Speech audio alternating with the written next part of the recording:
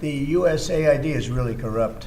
I'll tell you, it's corrupt. It's incompetent and it's really corrupt. While Republicans are celebrating the end of USAID, there is a surprising beneficiary of the agency's downfall, and that's international organized crime. If you were a tourist in Cancun just a few years ago, there's a good chance that your credit card information was stolen in a $1.2 billion scheme. The operation was exposed by an investigative journalism outfit that was recently defunded by Donald Trump and Elon Musk's Doge. The Organized Crime and Corruption Reporting Project received significant funding from USAID.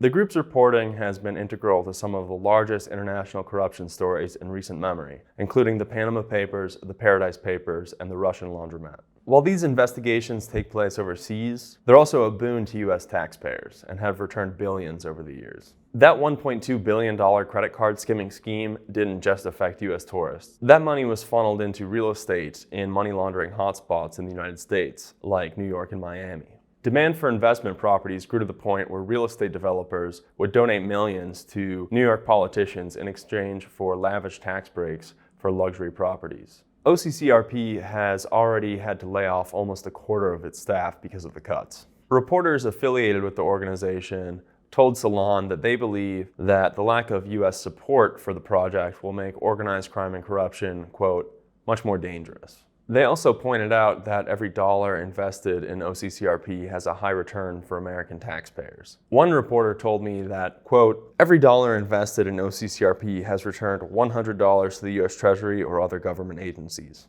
Editors at the organization also tell me that journalists are now more vulnerable to being arrested or removed from the countries that they work in.